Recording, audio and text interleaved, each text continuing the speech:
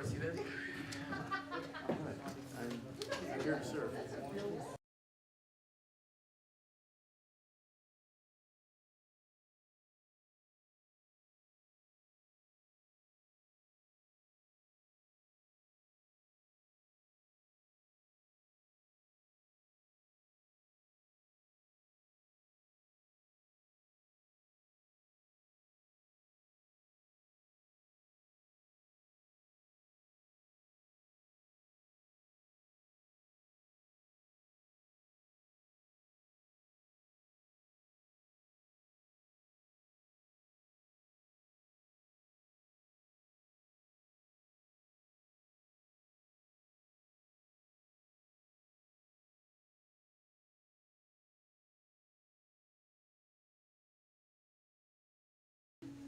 Today is March the 18th. Trustee Robin Bowden. Present. Trustee Dr. Ples Dickerson. Present. Trustee Michelle Wilson. Present. Trustee Pedro Quintanilla. Present. Trustee Wadley Keynes. Present. Vice President Floyd Ewing. Present. Board President Robert Triana Jr. Thank you. Mr. President, you have a quorum. Thank you. The board is going to go right into executive session. We will be in executive session for about an hour until 7:30 when the public meeting is scheduled to start. We go into an executive session to discuss matters related to personnel and finances. May I have a motion to go into executive session? So moved. Been moved by Trustee Quintanilla. Do I have a second? Second.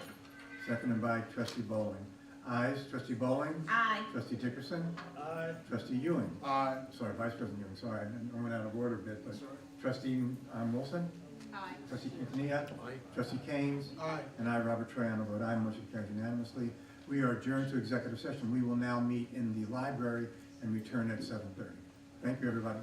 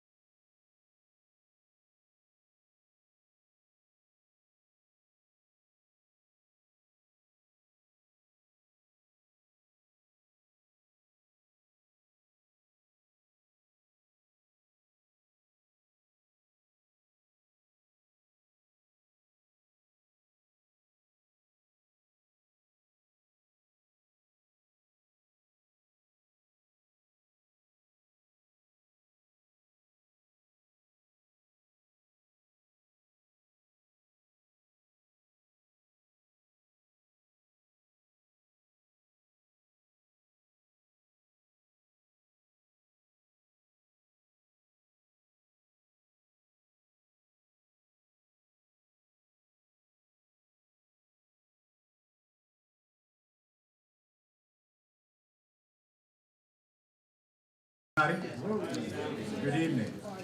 Good evening. Thank you. So the board actually met at 6:30, started the meeting at 6:30. We went into what's called executive session, where we had discussed some items related to personnel and to finances. We're now coming out of executive session, and so I'm going to call for a vote to actually formally do that, and then we will start the public meeting. Can I have a motion to come out of executive session?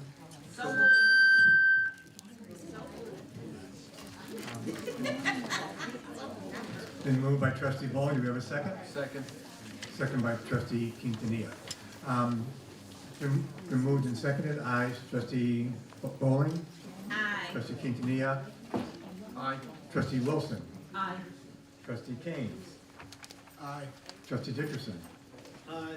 And Vice President Ewing. Aye. And I, Robert Troiano, vote aye. Motion carries unanimously. You can see, we took the roll call early at 6:30. All board members were present at that time. All board members are still present. Can I ask everyone to now stand for the Pledge of Allegiance and a moment of silent meditation?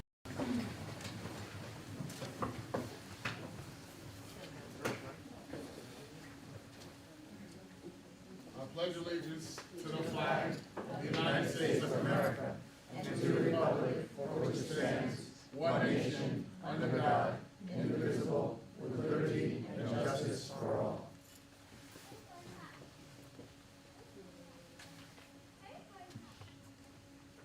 Thank you. And we apologize for the absence of a flag this evening. It's no disrespect to the country or to the flag. It's just that we normally meet, as many of you know, in the big auditorium. But because the high school students are practicing for their play, we had to move to the Little Theater, which is actually where the board used to meet prior to the onset of COVID. So some of you may remember that. It's a little bit cramped in here, but I like the close quarters. So apologies for there not being a flag. We have a number of young scholars who are receiving awards tonight, and we want to acknowledge. They're, according to the agenda, that should come later in the evening when after we hear the superintendent's report. But if, with all due respect to her, I'm sure she won't object if we hold off her report until after we've done the commendations, so that everybody, all the parents and family members and the students can get back home, and especially the students can go home and study for tomorrow. Unless there's anything, Dr. Chase, that you think we should report on while we still have so many people. Good evening, everyone. Thank you all for being here, and I think cozy is actually better because I can actually see you and see your faces, right? I kind of like it like this. You know, Mr. Troiano, our board president, did mention to the audience that we're here because our scholars are preparing for their production. And the production will be performed on the 20th and 21st. Am I correct, Dr. Theo? And they will be bringing to the Westbury community the Addams family. And so we hope that you all can come out and support our scholars, support our thespians. That's what they call themselves, the Westbury High School Thespians Group. They have an Instagram page, so please check them out on Instagram, listening to them rehearse. I believe this is going to be an amazing performance, and so I hope that you will have an opportunity to check them out. And while I have you, we do have some exciting news, and I'm going to pitch this over to Ms. Barnett to just give 2 minutes to talk about our pre-K, oh, there she is. I'm looking for her down here. Our pre-K initiative while we have the families here, because you may have neighbors or you yourself may have young ones who are age 4. And so we're super excited about a new opportunity for our scholars and just a new process for how our scholars can obtain a seat at our pre-K program. So Ms. Barnett is our Assistant Superintendent for Curriculum and Instruction, all things elementary. Good afternoon, everyone. Thank you for joining us. So the Westbury Union Free School District is proud to present that this coming school year, we plan to revitalize and reinvigorate our UPK program.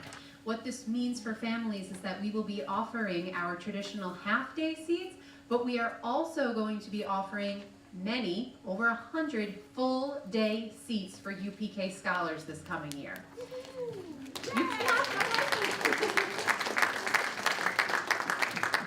We anticipate having seats for every student who is eligible to have a slot in either the half-day or the full-day program. How registration works is it is currently open. You will go onto the district's website, and there's flyers in the back with a QR code for anyone who's here physically. The flyer is also posted on all of our social media.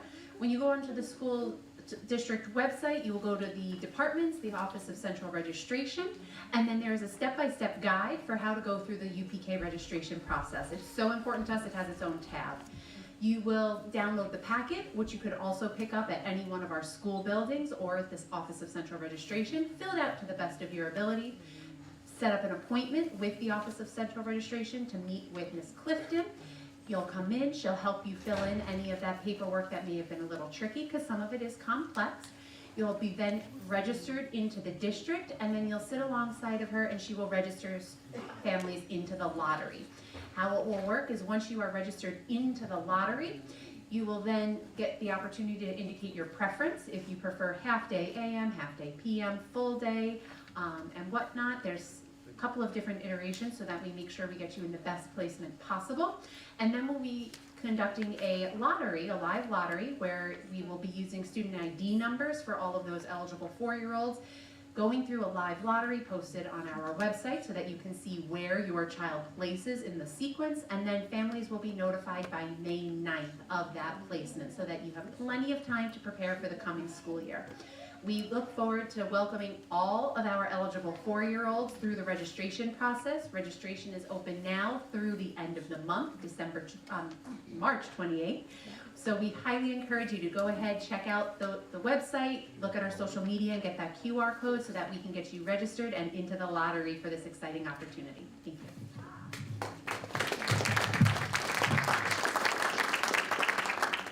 So this is exciting news at our school district, and we understand that having a strong foundation at age 4 is so important to a child's academic tenure here at the Westbury School District. And we know that when having that strong foundation not only improves academic outcome, but it also improves social emotional health and social emotional support. And we are committed to really providing a strong foundation for our scholars here.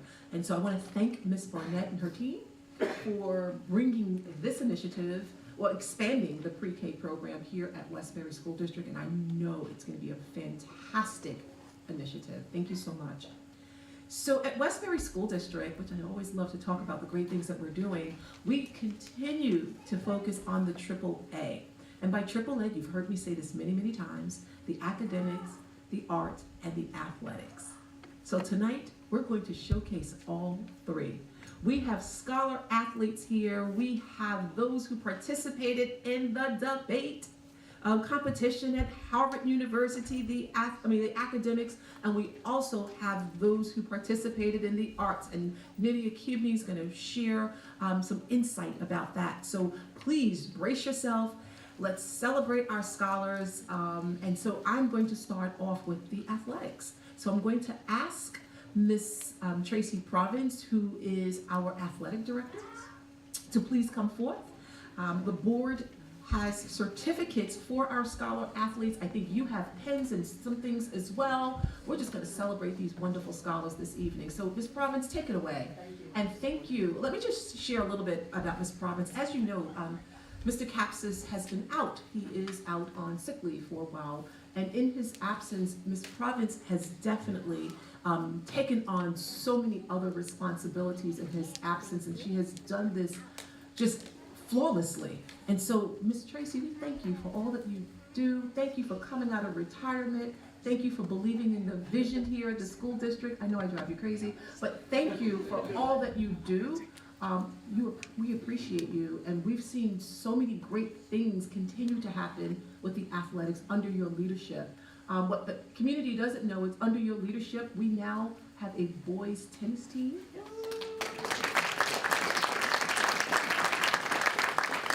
We'll be working with USTA. That's a sneak peek. I won't tell you too much more about that. We have to wait to April. And so all of these things are happening in such a short time that you have taken on this role. And so we appreciate you and so many other things. So take it away. Thank you, and thank you all for the opportunity to represent the district continually. For those of you who don't know where I am, this is my 34th year in Westbury School District. Started at the middle school. Worked into the dean's position, came up to the high school for the next 25 years. And the last few years I've been athletic director, and I love it. I appreciate everything. I know most of the school board members. I've taught several of their children. You know, and it's just an amazing opportunity to be in the same place for your entire career, because you really get to see everything come full circle. So it's my honor to always be a part of Westbury, and to have you trust me with your children, because it means a lot to me. So tonight I'm here to honor the boys swim team, Coach Patty Muller, Coach Timmy Muller. They are our scholar athlete team for the winter.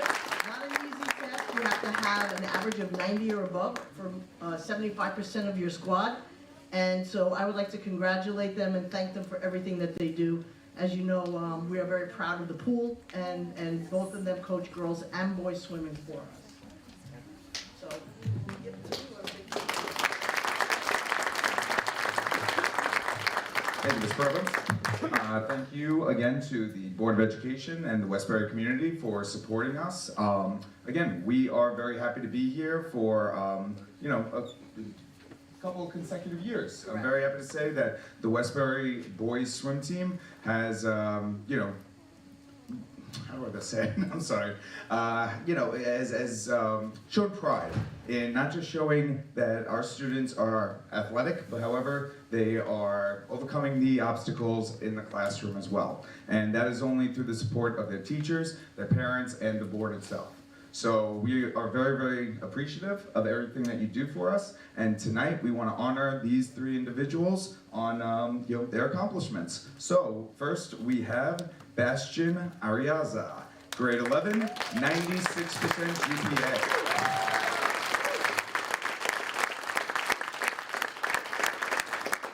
Unfortunately, Jonathan Bonilla will not be here. He is actually in the pool right now because he is training. Yep.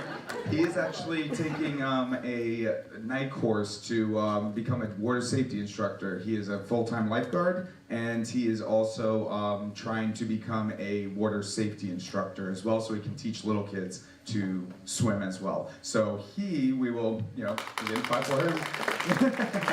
He has a GPA of 92.25. I will take that for him. And finally, our last one is our newest member, Dennis Sojani, all right? You, sir, received a 93.7 last quarter. So, to keep things short, we have a lot of awards to be giving out, so we will, again, thank you so much, and thank you to the board. Have a good night, everyone. Congratulations to everybody that's being honored this evening.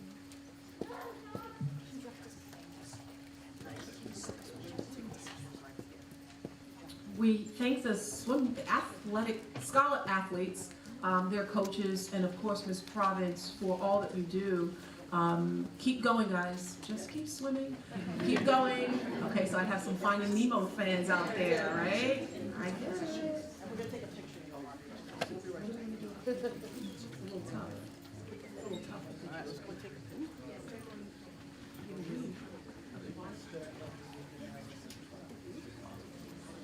Maybe. Yes.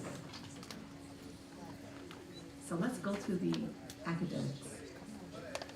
So during the February break, a group of high school scholars and their coach, Stephen Walker, went to Harvard University.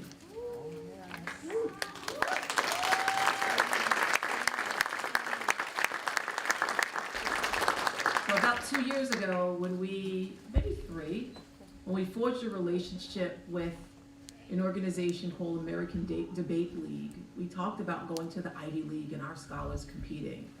And while it was a vision, we watched that vision come to fruition. And it was the hard work, and it was the dedication, it was the commitment, and it was the belief of a man named Stephen Forker. There's power in belief. You see, during the February break, many of us enjoyed being with our families and being at home and just taking a much needed respite. But Mr. Forker traveled with our scholars to Massachusetts because he believed in their ability to not only compete, but to do well. I'm not going to spoil the fun, but I'm just going to pass it on to Mr. Gallivan, who's going to introduce Mr. Forker and the Westbury debate team, and to hear about their experience and what they've accomplished. And as Mr. Gallivan is making his way to the microphone, Mr. Forker, let me just say, Doctor, pardon me, let me just, and you deserve that, let me just say thank you.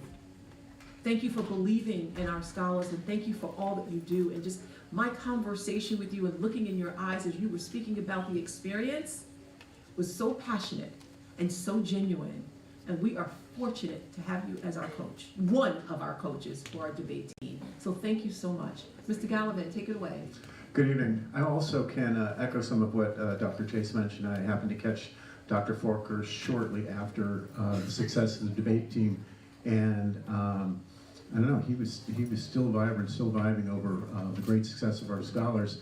The only thing I would add to the story is, and again, Dr. Chase said she's not going to steal any thunder, neither am I, so we'll ask Dr. Forker to come up and share the story of his team's successes. But it's interesting, when they arrived at Harvard, some of the folks at Harvard greeted them, hoping to take care of them and sort of quell some of their expectations and sort of maybe diminish what that maybe they thought, where they thought they might end up. Well, I'm going to invite Dr. Forker to come to the microphone and talk about how our fine scholars dispelled some of those notions. Let's give it up for Dr. Forker.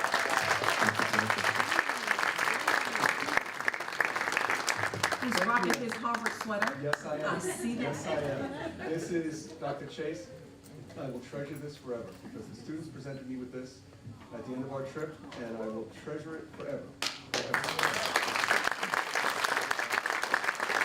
As you know, we traveled to Harvard last month, and as Mr. Gallivan mentioned, we were told not to expect too much, that first-year teams don't really accomplish too much, and that maybe in year 2 or 3 we could think about winning some matches. We were not prepared to accept that, and we won not 1, not 2, but 6 of our matches.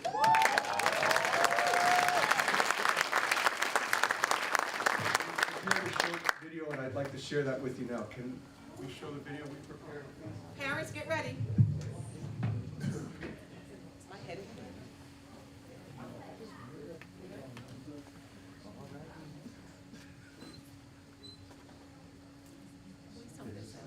Is there sound?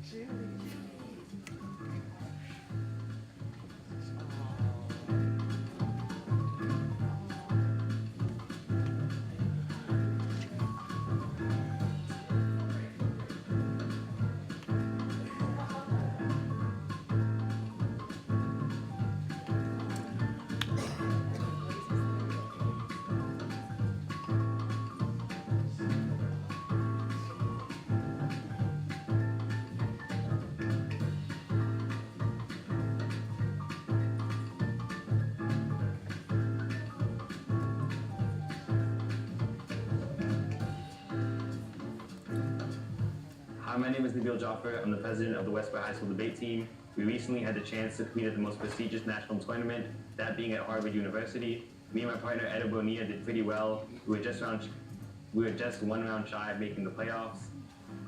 We had a lot of fun though. It was a great learning experience. I'd like to thank Central Administration. A big shout out to Ms. Nelson and the Board of Education, and of course our coach, Dr. Forker. Hello, my name is Mayanis Moquete, and I would like to thank the board and the superintendent for this trip to Harvard. The best part of this trip was talking to individuals that were like-minded, such as myself, and being able to share such perspective and views and learning from their experiences, talking to people and improving my own dialect and learning how to express myself and debate and actually have views from people who are like. Hi, my name is Inchi, and I also thank you to the Board of Education and Space Senate. And I want to say my favorite part about the trip was probably the food and our first ramen, since it was able to show all of our hard work. My favorite part of Janae Smith, and my favorite part of the trip was not only to be surrounded by people who are so accommodating and kind to me, but also being able to set a precedent for Westbury High School as the coordinator reached out to us, seeing how it's very unusual for schools on their first try, especially public schools with typically less resources, to be able to do so remarkably well that even though we didn't win any prizes, we still set a precedent for our school that even the coordinator of the entire event had to acknowledge to us. And not only did that make me so happy to truly treasure the wins that we did get, but also made me happy that when I graduate, a precedent will be set for our school that we can do more, we can do better, and we'll go far with the debate team. Hi, my name is Melanie Luis, and I'd like to thank the Board of Education and the superintendent. My favorite part about the Harvard trip was being able to research such an interesting topic in such a positive group setting with all my friends.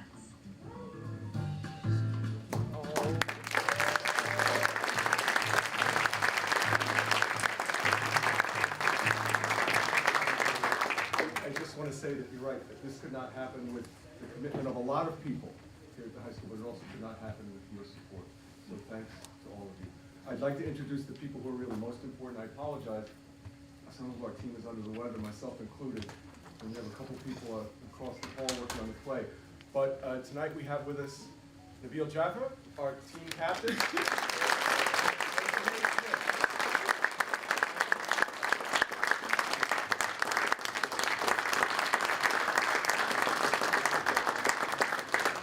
I'd like to present this to you. At debate, there is speakers are scored on a 25 to 30 point scale. So teams either win or lose the match, but speakers get an individual grade. Janae got a grade of 29.5.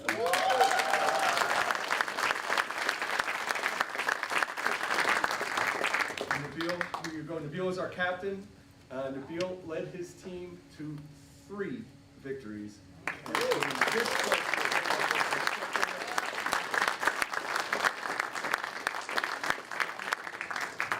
Congratulations and thanks to you guys for all the hard work and commitment you put in. These scholars represented us so well. When you think about the map, Westbury is this small place on the map. They made us larger than any place you could imagine. It was our scholars. When you believe, this is what you get. When you believe. And we believe in them. And I'm hearing through the grapevine that next year we're going to Princeton. And beyond. And it is the vision of all of us, the Board of Education, Dr. Forker, our middle school debate team, we see you. It is the dream that we will take this international. And I know we can do it. We are honored to have the community by our side and our community supporting us and cheering us on, but these scholars worked their behinds off. PG-13. They worked really, really hard. And this man really should be credited for all that he's done to pull out the best in our scholars. So let's give it up for Dr.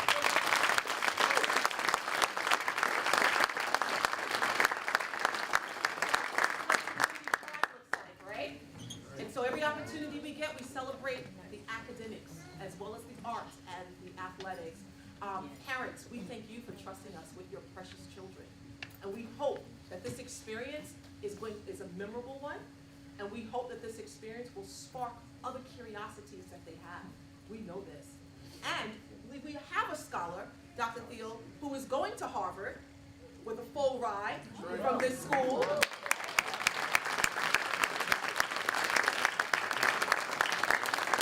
Everybody tell you that Westbury kids cannot do it, because they prove every single day that they can. through the dedicated teachers, the supportive Board of Education, central administration, all of us, our administrators working hand in hand, and of course our community who believes in us.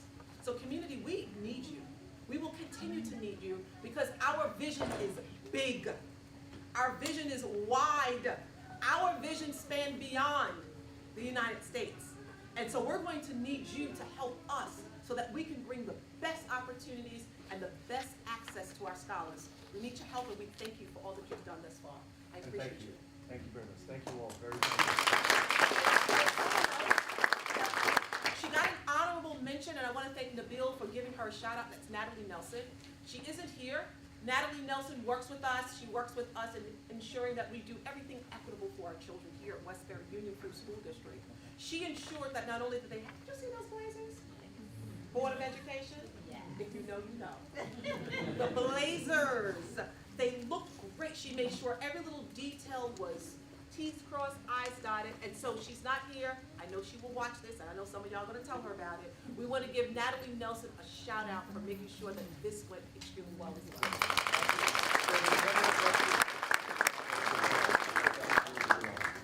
Oh, you belong there. Absolutely. Oh, you belong in all the great places and spaces.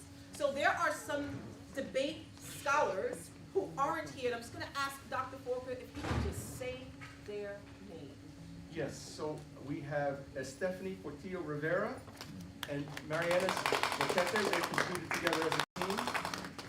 Nabil worked with Eder Bonilla Venegas, Madison Samuels, and Melanie Luis, who appeared in the video, are also on our team. And Janae was paired with Ange Guillaume, and I will give these to them.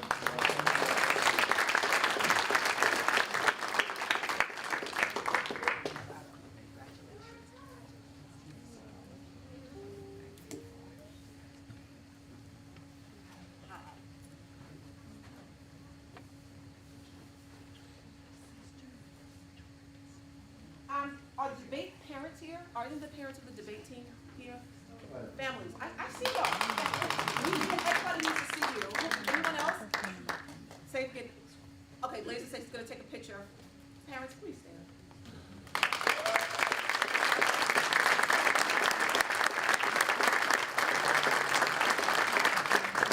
Scholar athlete parents, where are you? Please stand if you're still here, if they didn't leave. Because we want to recognize the families for all that they do. The swim team, who we just honored, are there those families here? Yeah.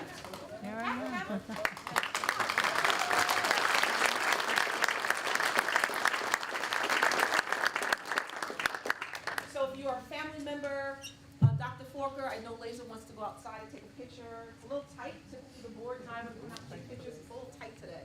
So thank you. Thank you. Mr. Farker, are you familiar with a movie that really mimics this story, where a teacher had faith in kids who were not expected to perform well, and they went on to debates around the country, including Harvard? You familiar with that movie called The Great? And you know who played you? Denzel Washington. So,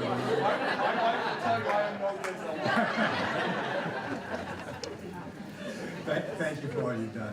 And thank you for the students. Sorry to see you rush out. The Smith family, I saw all of you with your phones taking pictures of the video.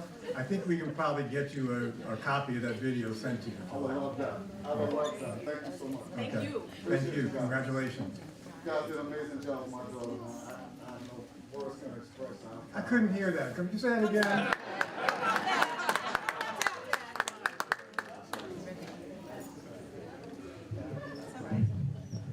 You guys did an amazing job with my daughter. Initially, I have apprehensions about her coming to the high school because of some other factors, and I wasn't sure she would be able to adapt to her environment. And man, you guys just did so much. I just can't thank you guys enough.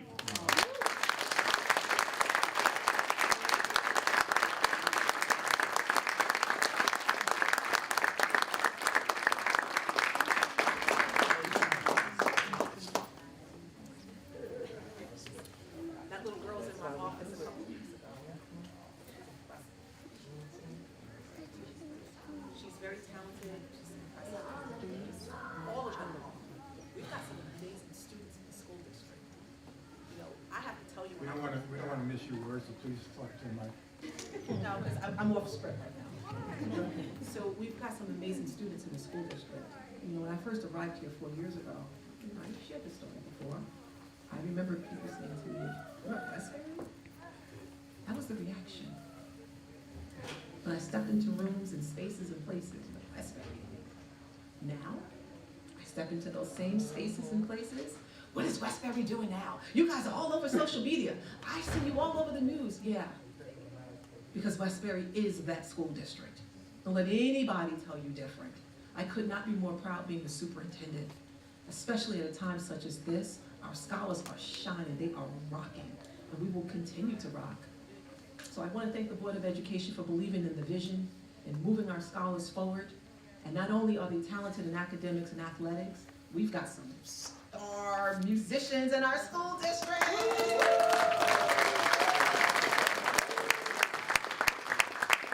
Under the direction of the Nydia Kifney. You're looking very lovely. Shoes matching with that jacket. And it's pink. Okay, all right. And so Ms. Kivney is going to share with you some of the wonderful things that our beautiful scholars are doing at the All-County Music Festival, and we congratulate them and we congratulate Ms. Kivney. I will tell you, the Board of Education trusted us in developing this position, right? And Ms. Kivney trusted us, and before we could actually finish the sentence in asking her to lead, she said yes. And she has done one heck of a job at leading. We could not have made a better decision. You are an amazing leader, and we're just looking forward to more great things from you. Take it away. Good evening, everyone. I am the very, very, very, very proud district-wide Fine and Performing Arts Chair of this great district. Tonight, we celebrate and honor exceptional Westbury scholars from 5th grade through 12th grade who have represented our district with extraordinary talents, dedication, and passion. Your hard work and commitment to music inspires us all with incredibly proud of your achievements. Now, this month is Music, Art, Theater, and Dance in Schools month. It's not just music, it's everything. It's all the beautiful, fine, and beautiful performing arts. And this recognition is even more important and meaningful as we celebrate music, art, and theater and dance in our schools month to highlight the impact and the importance of the arts and that's shaping the youth, our minds. Music is not just an art, it's a language, a discipline, and a powerful form of expression. Now, all county students are selected by either performing in orchestra, chorus, or band, as well as their musical achievements, and some of the students are selected with scoring. Now, the final selections are made by NMEA, which is National Music Education Association. From thousands of nominations, our scholars have been selected. And these scholars are, and we have a few different nominations tonight of accomplishment. Our first, okay, so Adriana Martinez, Division II band.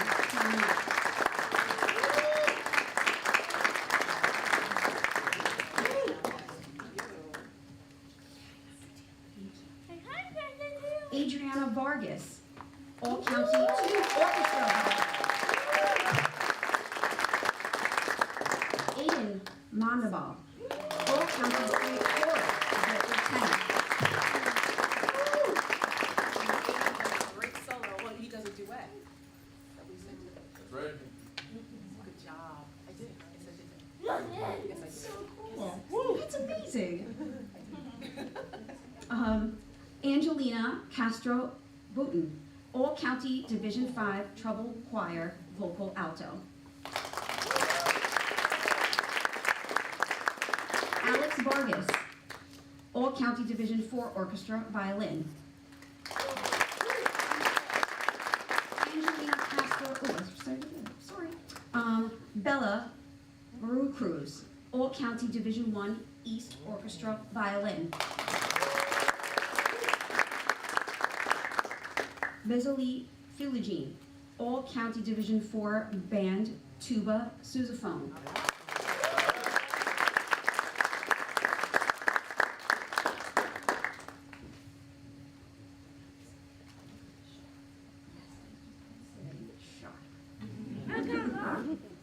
Bradley Amand, All County Division 5 Concert Band, Tuba, Sousaphone.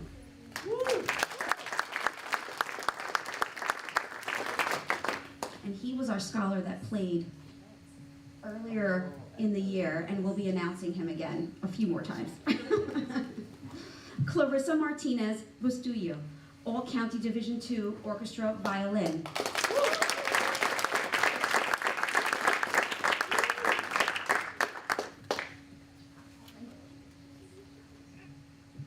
Dante Brown, All County Division 3 Chorus Vocal Tenor. He might be next door at the play. Gerard Duran, All County Division 3 Chorus Vocal Tenor. He's not here. Gunther Julian, All County Division 5 Choral Vocal Tenor.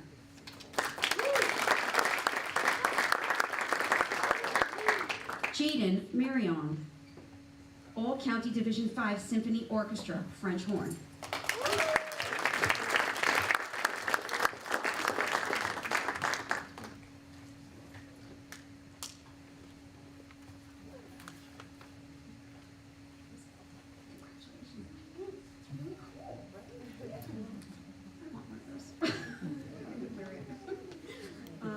Jocelyn Rosas Meza, All County Division 1 East Orchestra Violin.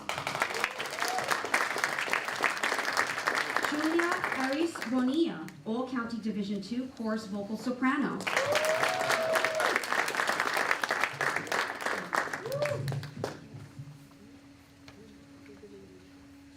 Junior Lubin, All County Division 1 East Band Trumpet.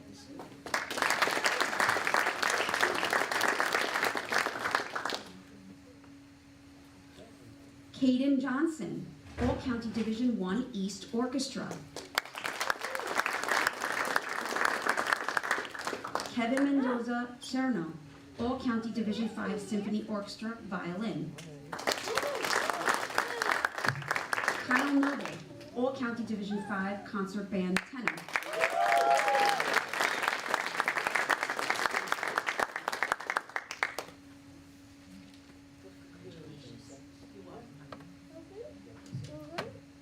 Leo Pratt, All County Division 1 East Chorus.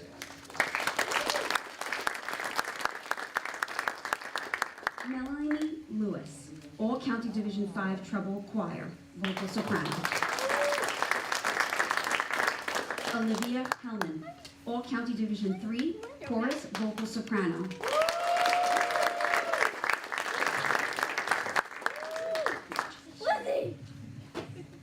Sarah Marino, All County Division 2 Chorus, vocal soprano.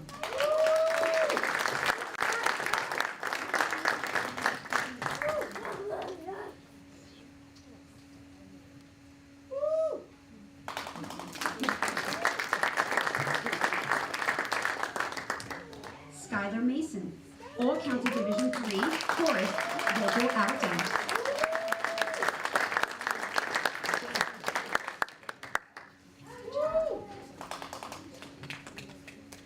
Skyla Bleeth, I'm sorry if I said your name wrong, All County Division 3 Orchestra bassoon.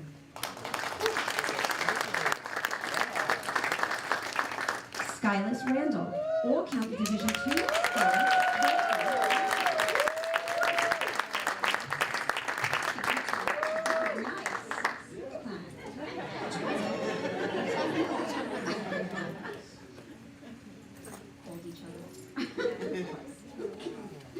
Sophia Gillespie Merlos, All County Division 1 East Chorus.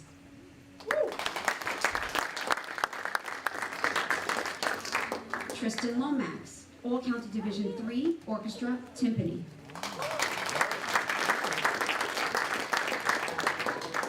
Ulises Guaraba Mejia, All-County Division I East Orchestra. Oh, sorry, chorus.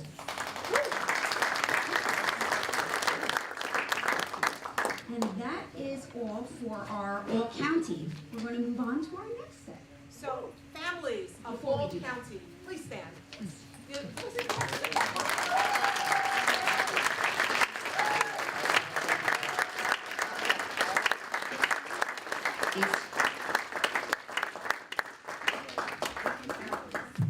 And thank you so much, all of you, for your time and dedication and representing the Westbury School District.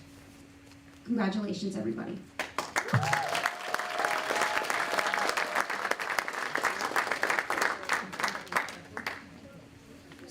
So everybody in this group, if you could please go out in the hallway for a nice picture. Families, if you'd like to join them, you may.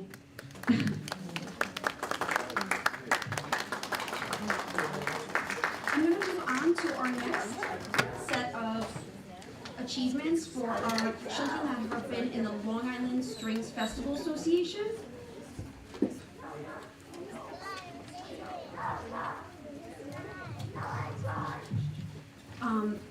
Our students that were selected for Long Island Strings Festival Association are students that are across all of Long Island, Nassau and Suffolk counties to perform in a high-level orchestra experience. Scholars selected for LISFA have demonstrated exceptional skill, musicianship, dedication to their craft. So now let's call up our LISFA scholars to receive their certificates.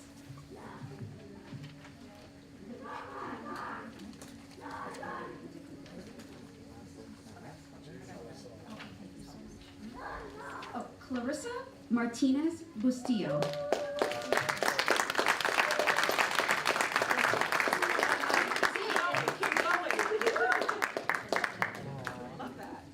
Oh, I apologize if I say this name in an error. Scandaligina Pierre Luis.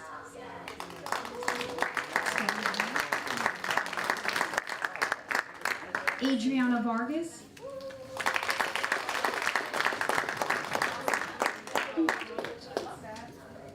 And Anderson Flores Mejia.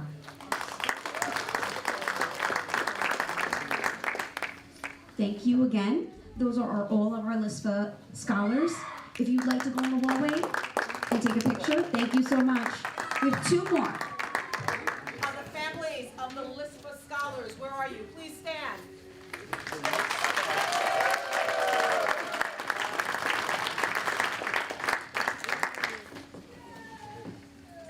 And I'm going to ask for our next two awards to stay because a few of the students are the same. So, for our Nassau Suffolk Wind Symphony, we have Jaden Marino for an award of Nassau Suffolk Wind Symphony for his achievement. Let's give him a round of applause.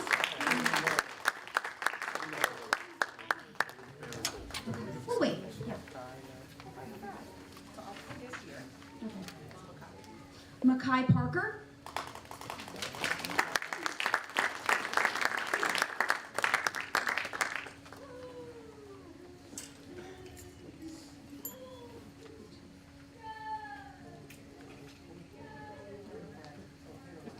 No. And then for the Metropolitan Youth Orchestra, for Mayo, we have Bradley Armand and Mackay Parker. They're both not here tonight, but I'd like to mention that they will be performing May 18th in, go ahead, drum roll, Mr. Rubenstein, go ahead. I thought it was pertinent information that everybody would want to know. No, I agree. Come, we can't hear you. That's why I'm asking him to announce it. Come on down. Check your messages, and I was like, okay. I just thought everyone would want to know that as one of the honors of being in the Metropolitan Youth Orchestra and being in the Principal Symphony that two of our students made this year, May 18th, they will be playing at what I would think is the most prestigious concert hall in the world, Carnegie Hall.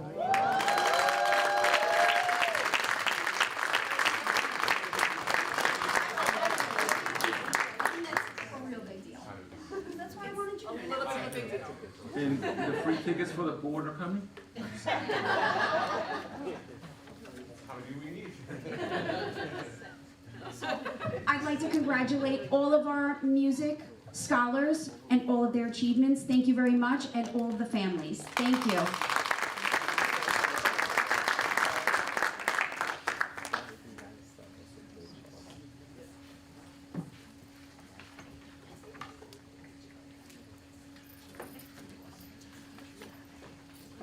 So, do you understand the AAA now? The academics, the athletics, the arts, right? All level playing fields, and we have scholars that are truly performing at the highest level here at Westbury School District. And you know, you probably wonder, why do we do this, and why do we take the time to do this? It is important that we tell our story at Westbury, right? And as school administrators, school board, it is our job to tell the Westbury story. And so you gotta take time to tell that story.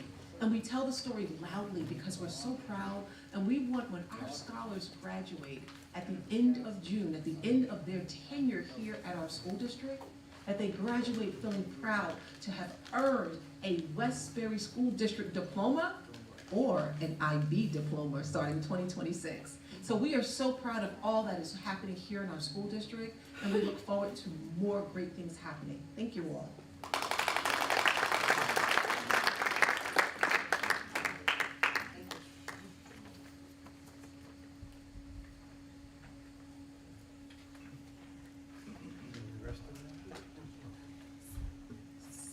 So that concludes my report.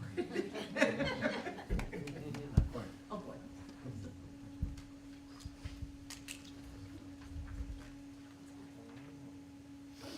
Forgot about that.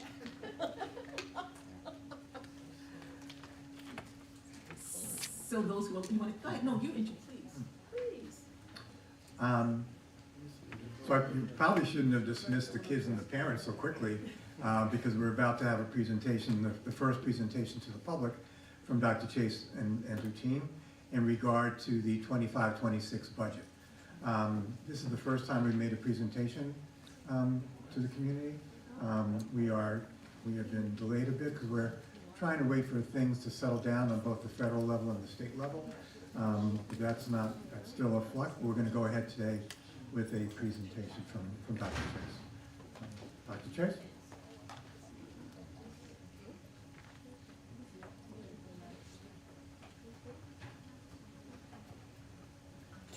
So of course, for this portion, it's Dr. Chase and team.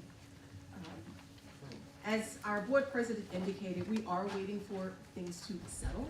But in the meantime, in adhering to our budget calendar, we'd like to talk to you about our thinking as it relates to the budget, what we've been doing, and then how we're following the budget calendar. We look forward to bringing another presentation to you all in the very near future that will provide more detail. So, community, you saw some great programs in our school district. You saw initiatives that we are celebrating in our school district, and I want to talk to you about a little bit more. But before we do that, us all, my school board, my school administrator, the teachers, scholars, our cabinet, simply say thank you to our community. Thank you for trusting us. Thank you for believing in us. Thank you for voting favorably for our budget last year, because had it not been for your belief in us and your trust in us, we would not be able to bring international student travel this year to our scholars. Our scholars will be traveling to Peru and Brazil during the spring break because you voted favorably for our budget. We are so happy to give our scholars those international experiences. And remember, I told you we are thinking big here at Westbury. Here is one example of that. Also at Westbury School District, we have our first year of implementation of the IB diploma program. That is because you vote favorably for our budget. Mr. Gallivan, I'm just going to ask you to just come forward in this little tight space.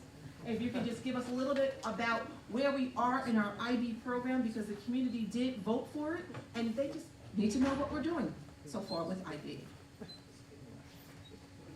So we're a little bit later on in the presentation, we're going to share more details, but the International Baccalaureate Program began, as Dr. Chase just said, this past fall. After a 2-year application process, rigorous application process, we're offering classes and courses for students who want to take the full International Baccalaureate Diploma, which is an internationally recognized diploma.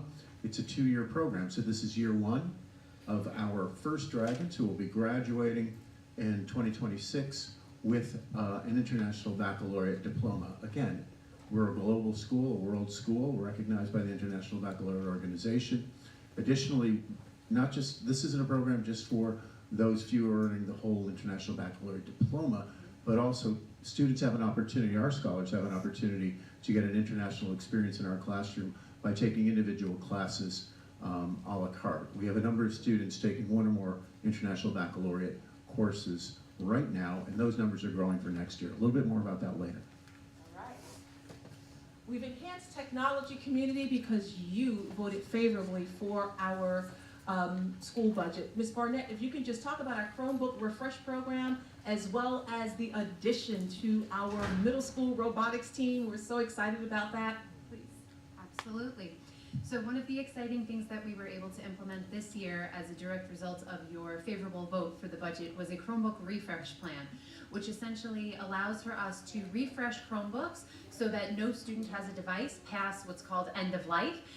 They're able to have new devices in hand that are able to meet the technological demands of their rigorous coursework. They allow for more efficient assessments so that our students can truly demonstrate their skills on our New York State assessments. And that program will be able to continue hopefully through the coming years. We're very excited about that. The other piece is that we have always had a middle school robotics team, but due to the high demand, we were actually able to increase and add a second team so that our middle school scholars have multiple opportunities to engage in robotics, be truly hands-on in those experiences, and learn from multiple coaches during their time in the middle school as they transition up through our robotics program. So, Ms. Barnett, while you're here, can you just share with the community also too what we've done this year to reimagine our summer school options, and how have we expanded the Strive program? So this past summer, we were able to reimagine our summer programming and offer more rigorous programs, more diverse programs to meet all scholars. So we had some of our traditional programs, but we also were able to expand our summer STEAM program offering, as well as implement what we call the Westbury Active Zone. Don't want to get ahead of myself, but I'm going to encourage you to stick around to see what exactly is coming for this coming summer if we get a positive, favorable vote on this budget. We also, this year, were able to expand our Strive programming. We had a Strive program for our most unique learners located at the middle school under the fabulous leadership of Ms. Vlahov and Ms. Kleiber. And the success of that program was so grand that we were able to expand, and we implemented 2 Strive classes at the elementary schools under the leadership of Mr. Chambers, Ms. Christensen, and Ms. Baca, who are all here today. They have direct oversight of that program at Park Avenue, so thank you for that. And we were able to transition some of our scholars in the middle school program up to the high school. So now we have 4 functional sections of Strive for our scholars, which means that our students who previously had to be in out-of-district placements in order to have their needs met have been returned to their community schools, can fully engage with their peers in age-appropriate settings, appropriate content learning, and be here as a part of our Westbury family where they belong. And so Dr. Bloom just walked in the nick of time. He's been leading our PLC efforts in our school district, where we will be identified as a model PLC school district in the state of New York. I believe 1 school district? The only school district? The only school district on Long Island with that designation? I'm so excited about it. Ditto. Good evening. Good evening. So we are embarking on our PLC journey through Solution Tree, and we are so excited that we are at the halfway point, and we have been told by our consultant who is working with us that we are making excellent progress towards reaching that 3-year mark of making PLC model schools PLC at work status. We have shown the growth for our student achievement and our success of our PLTs, that we are exactly where we need to be, and we are going to begin at the end of the school year and the start of the next school year, completing the application process towards applying, and if we are accepted at the end of the next school year, we will be the only school district on Long Island who will have the PLC Model Schools at Work certification. What is a PLC? Well, what does that mean? That's a great question, Mr. Ewing. How much time do I have? Is anyone willing to cede their time to me?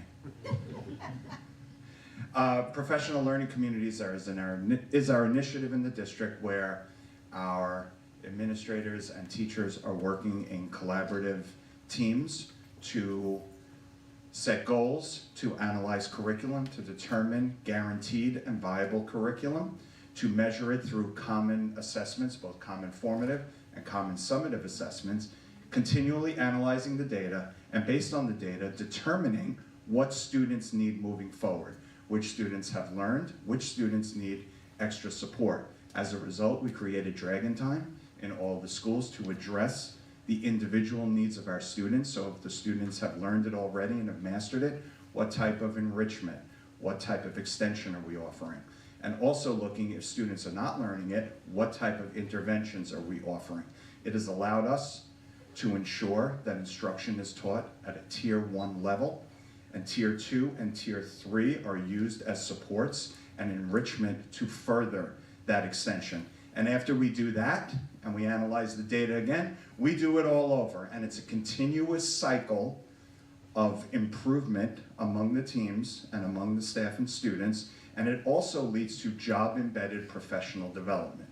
Through every meeting that is held in the PLC, there is learning. There is learning from colleagues, there are learning from others, and learning from data. So it's a cycle of continuous student improvement and leads to student achievement, but also job-embedded professional development on almost a daily basis for our staff.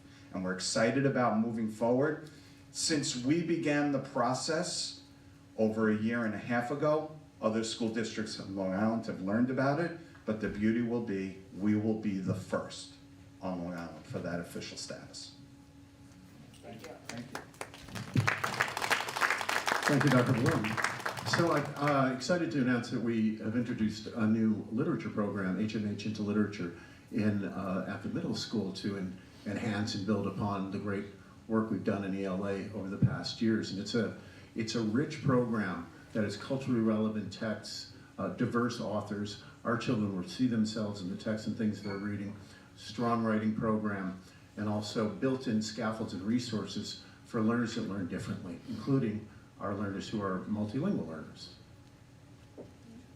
And of course, with the athletics, I talked about that a little bit earlier by adding girls, boys tennis, thank you community, by adding a JV boys volleyball, thank you community. We are in the process of finalizing the content creation lab at the high school where our scholars will create podcasts and so many more things and using their creativity. We're just super excited about the possibilities of our scholars having those rich creative experiences. And you know, you cannot teach scholars unless they are in a safe environment. We prioritize safety and security in our school district, and we have made some enhancements because you, community, believed in us and voted favorably for the budget. For instance, the Drexel bus loop to address not only safety and security, but also to arrival and dismissal safely and to reduce traffic. Security operations system, which SOC is the acronym for, so that someone can at a glance see what's happening in our school district throughout. We also have new cameras, the blue light system, which I'm sure many of you have seen outside of our schools, the door ajar system, and the most recent, the strategic safety platform. And so some people may ask, well, what is that? It is a wearable device that every staff member in our school district has. Ms. Gabelson and some people in the back are showing them off. Show them off, guys. They're showing them off. Okay, Dr. Thiel is showing them off. There you go. People are showing. I'm going to show off mine too. So everyone has this device, and what it does, it empowers our staff members to take safety and security in their own hands. If there is an emergency situation, you simply press this button 3 times, and help will come. However, if there is like an intruder in the building, or if there's something more serious, you press it multiple times, 7 to 8 times, and it will literally lock down the building. The information goes to Homeland Security. We are the first school district in New York to get this, and I will tell you, since we purchased this, there are 4 other districts on Long Island that's buying it, but Westbury was first. Let me say it first. We were first with the strategic badge. And so we're super excited about the possibilities. I will tell you that all of the larger school districts throughout the country use this. And you might remember at the very beginning of the school year, there was a school shooting in Georgia. And I recall the teachers saying there would have been more casualties had we not had this. The same in Maryland. Shortly thereafter, there was a school shooting. Teachers were able to deploy their strategic badge to get the help. And let me just commend the educators and the support staff here at Westbury School District. We've only had this for about a month and a half, and I will say that Ms. Dean and Ms. Doyle were masterful in giving this out and ensuring that we were all well trained in how to use it. Those ladies are amazing.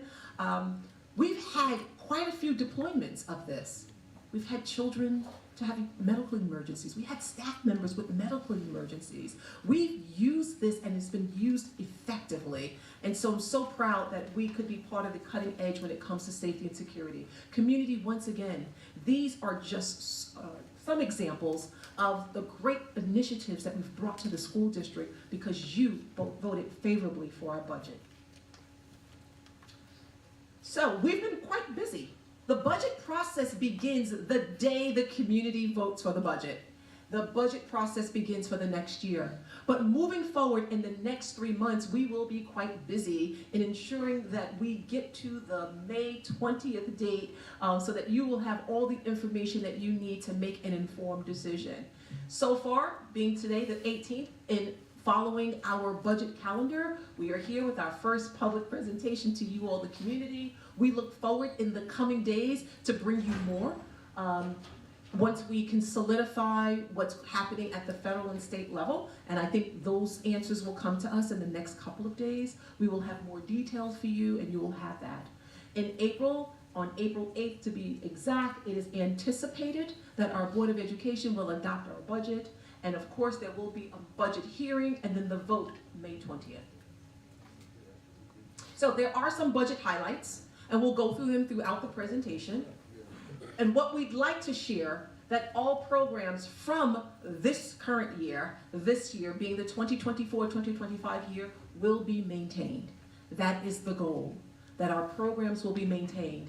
What's also going to be maintained is that our staff levels will be maintained. We do not anticipate our staff structure changing. There will be a moderate expansion of our existing programs. Dr. Bloom talked about the PLC, expanding that. We talked about expanding some of the international experiences that our scholars will have in the coming year. There'll also be some other expansions, but it's expanding on what exists and what's working and making it even bigger and giving more scholars access. And also a budget highlight is that we will continue to invest in facilities. You've noticed that there are some amazing facility enhancements. We want to thank the Facilities Committee for their hard work and commitment ensuring that we enhance our school district. Now under the leadership of Mr. Brian Sudrin. Hey Brian, show everybody who you are. You've inherited that. And also under the leadership of Mr. Rob Stein and of course Michael Hardy, we've made some great investments, and we'll talk a little bit more about that further in the presentation. So Ms. O'Neill will take it from here. Thank you, Dr. Chase. As we've been mentioning, some of the challenges that we face are the uncertainty with our state and federal aid.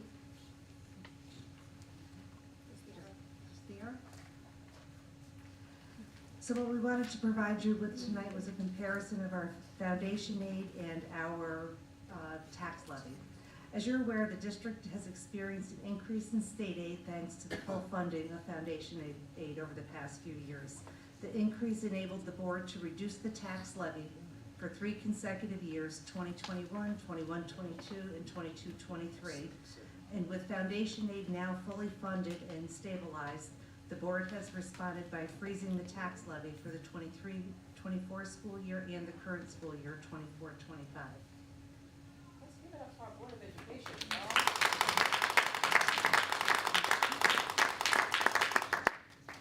As mentioned earlier, federal aid is a concern of ours. The district also received federal funding annually. This year we anticipate about $3.1 million in grant funding, which would include our title programs, Title I, Title II, Title III, Title IV, as well as our IDA funding, to name a few. We also received $3.5 million in federal support for our school lunch program, as well as another $850,000 in Medicaid in the general fund. As with every district, we are facing rising costs. Our contractual salary increases are approximately $2.4 million. Our health insurance is increasing approximately $1.9 million. Employees' retirement, which is our contribution on behalf of the employees, is $0.4 million. Contractual services overall is approximately $1.2 million. And then we have $0.8 million for our BOCE services.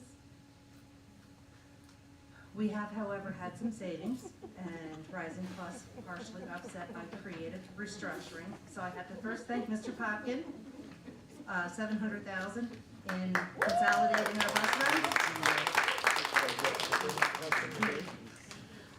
We have reallocated some staff to grants to have a $400,000 savings. And then we've expanded, we're intending to expand the Strive program yet again in the new school year, which, as it sounds kind of strange, we're adding 3 staff members, but based on the savings that we will receive from tuition, we'll have a savings of approximately $400,000. You can clap it up for us.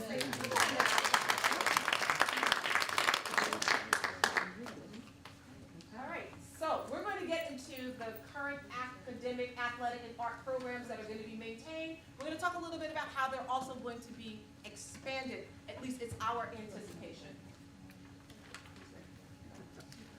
So we alluded to a lot of these already. We're going to talk a little bit more about the numbers about the IB program in a little while.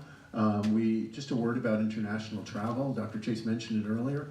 It's wonderful to hear that our scholars are excelling here. Our scholars are excelling in our backyard. Our scholars are excelling at Harvard. Our scholars are excelling at Carnegie Hall. And we're looking to bring more opportunity to our scholars because we aspire. Here in Westbury, we associate global citizenry with future forward looking and also preparing our kids for an increasingly interconnected world. And so we're going to continue that initiative. In a little bit, we'll hear about Seal of Biliteracy, Seal of Civic Readiness, and some numbers associated with them. And right now, I'm going to pass the mic to Ms. Robin Barnett to talk about. Before she says something about Saturday Wins, you know, it was a vision of ours to open schools 6 days a week.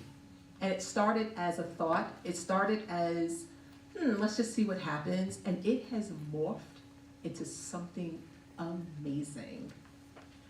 When we have traffic on a Saturday and people are complaining because kids want to go to school, that is an amazing reason to be okay with traffic.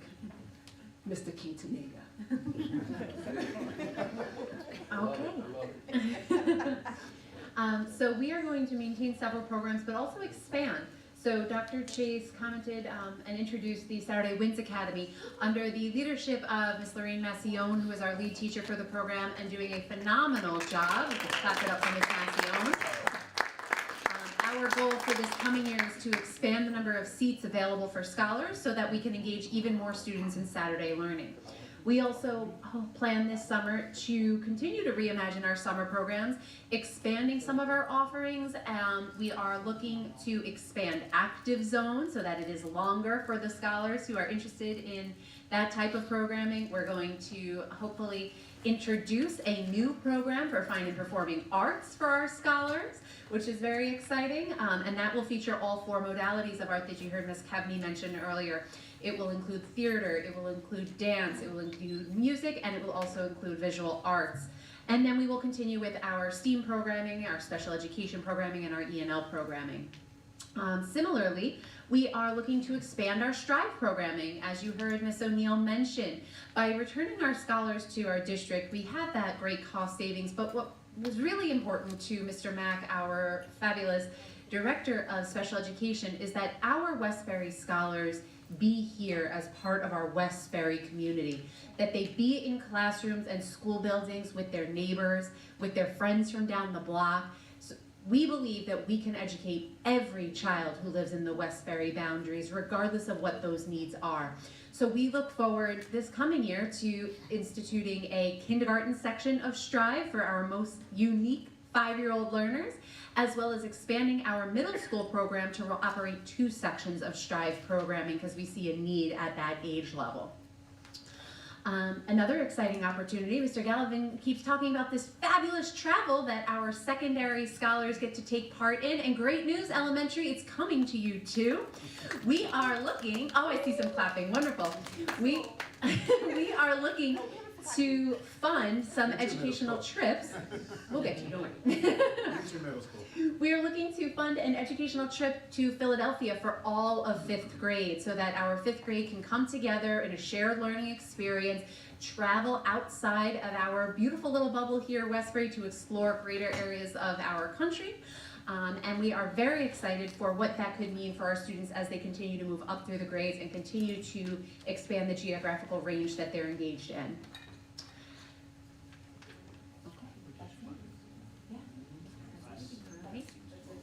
Speak about any of the travel aspirations? Okay. We're also looking to expand some of our clubs to travel abroad, and hopefully, we'll bring more opportunities to some of those clubs to demonstrate some of their talents. I don't know if you want to just chat about that a little bit?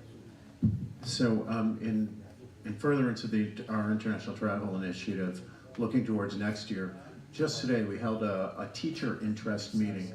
And at least 40 teachers showed up for this meeting after school to learn more about international travel opportunities. The reason I say at least is because it was a Zoom call. We know that teachers huddle in rooms together sometimes. So there were 36 people on the call, but I'm anticipating there were at least 4 more out there. So there's interest in perpetuating this, there's interest in diversity of opportunities, including STEAM-related opportunities, service-related opportunities, and of course, civic and global civic engineering and student leadership conference type opportunities. And that includes the middle school too. So we have not forgotten about the middle school. That includes the middle school. Okay, so when we talk about maintaining our current programs and continuing to expand upon them, it's really important that we look at if what we're doing has been effective. So what we've done here is we have projected some data related to our IRLA data, which is the Independent Reading Level Assessment Framework. It is an assessment that all kindergarten through 5th grade scholars are engaged in, and it is an ongoing formative assessment. So students are consistently connecting with their teachers, getting new power goals, working towards achievement of those power goals, earning points, and growing in their literacy development. So this is one of the initiatives that we are planning to maintain. And as you can see here, the first chart on the left shows the change in proficiency rate.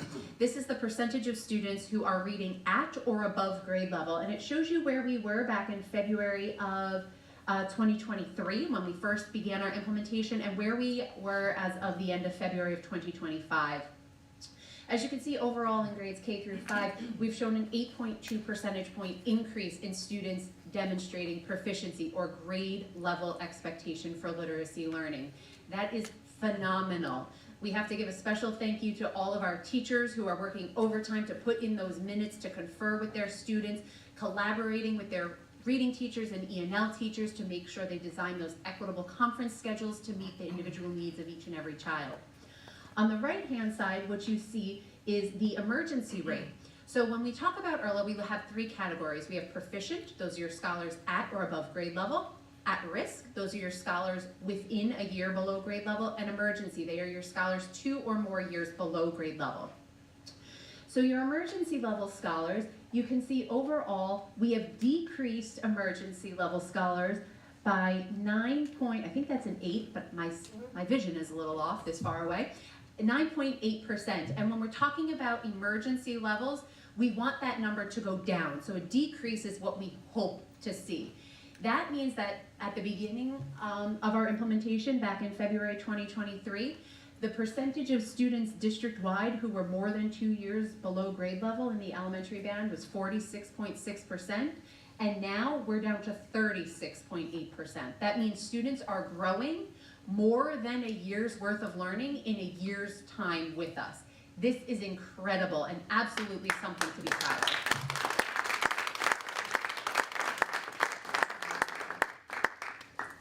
So this shows really year to year for a grade level. It doesn't necessarily show you cohort. So you might be wondering, my student is a 4th grader. How have they and their peers, how have they grown over time?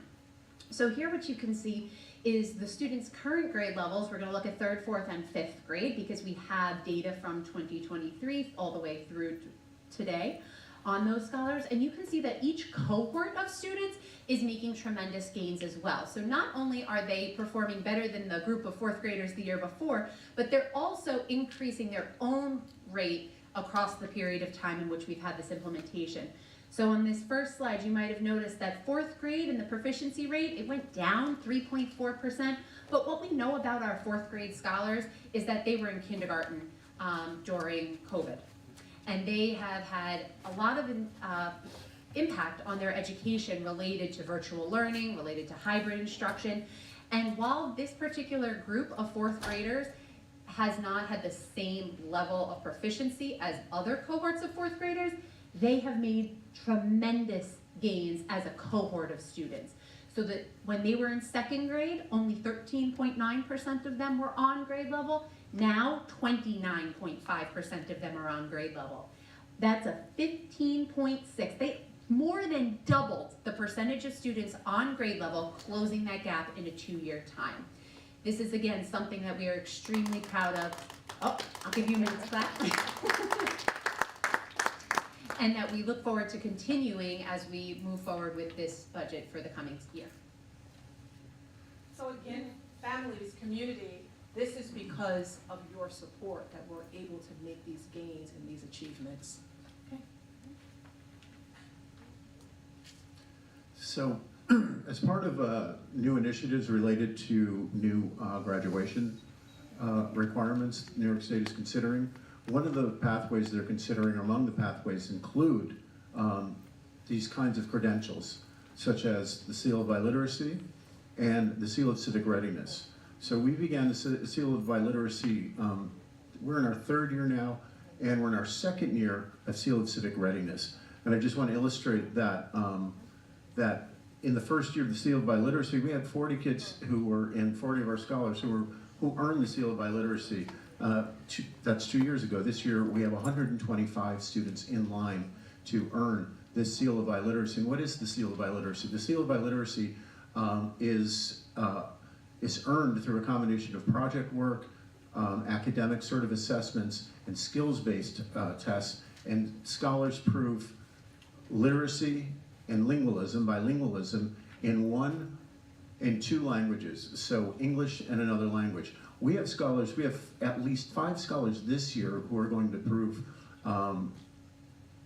proficiency in 3 languages. In addition to the languages that we offer in our schools, which are Spanish and French, we have scholars that are going to earn the Seal of Biliteracy in Haitian Creole, Urdu, Bengali, Arabic, as well as Albanian.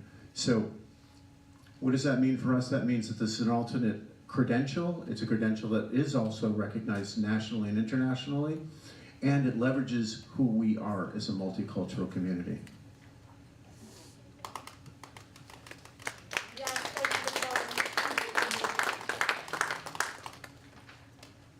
So I also wanted to, we touched on the International Baccalaureate Program being a global program. Schools exist around the globe, and this was mentioned earlier.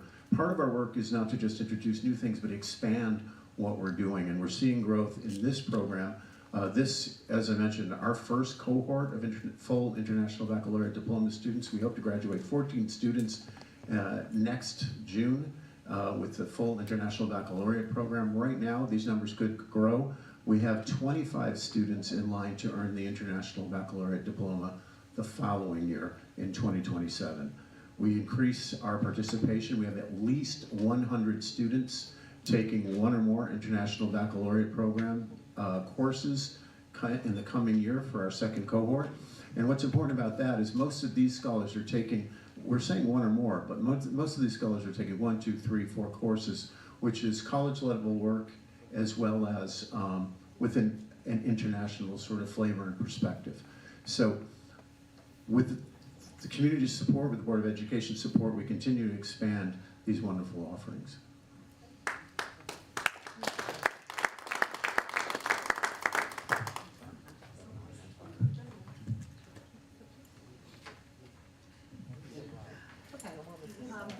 As in, we'll share.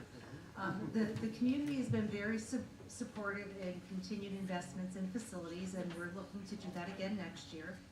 And I'm only gonna highlight a couple things because these are not 100% set in stone.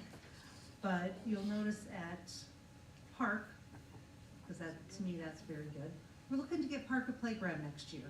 This year, Powell's got a playground. And the prior year Drexel got one, so it's only fair that it's Park's turn now. We are also looking to do some band renovations at the high school. We want to continue on with removing old oil tanks out of our buildings and just do some bathroom renovations throughout the district. Thank you. Okay. So our next steps is that, of course, we will continue working with our Board of Education and bringing to you a little bit more detail in terms of what we wish to present to you as the budget. And we're looking to receive more information, federal and state, so that we can solidify. And again, in the next couple of days, we will bring that to you. But we just wanted to share what our thinking is so far, the direction that we wish to go. And we look forward to continue working with our Board of Education. Nothing is final until the board adopts the budget, and so we look forward to that in coming weeks. We do look forward to hearing from you, our community members. If you have questions, we have established an email address where you can ask those questions, and we'll put it in an FAQ chart.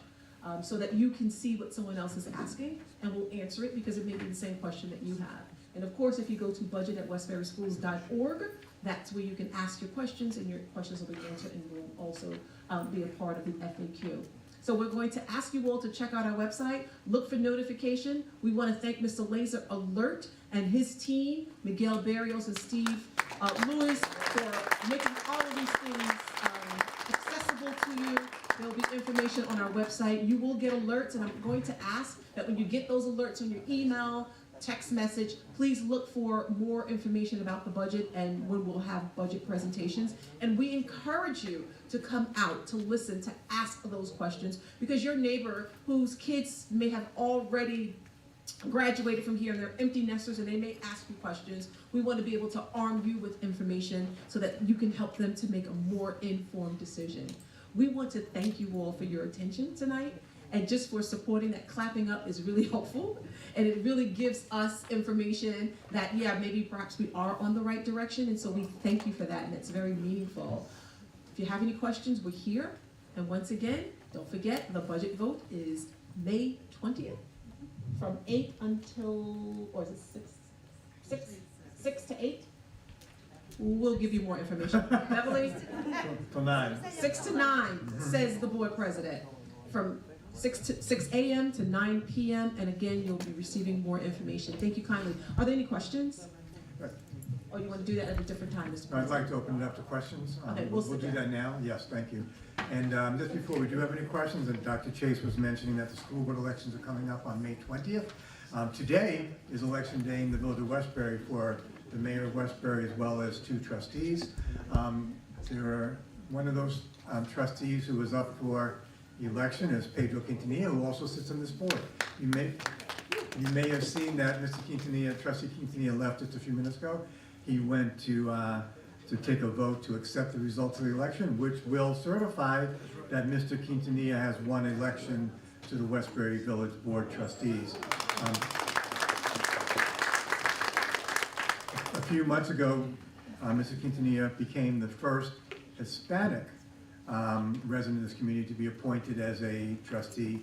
Tonight he becomes the first Hispanic to be elected to the village board. Mr. Quintanilla is really an amazing story, and not too many people know his full story, and I will leave it to him to share that at some point, but, you know, what's really remarkable that as a 10, 11-year-old boy, having been born in El Salvador, he went through the civil wars in El Salvador, and then ultimately immigrated to the United States, to Los Angeles, then moved to Long Island, and overcome a great deal of adversity, even on Long Island. But to have been a young boy, and he can tell the story about watching war being waged in his home, from his home in El Salvador.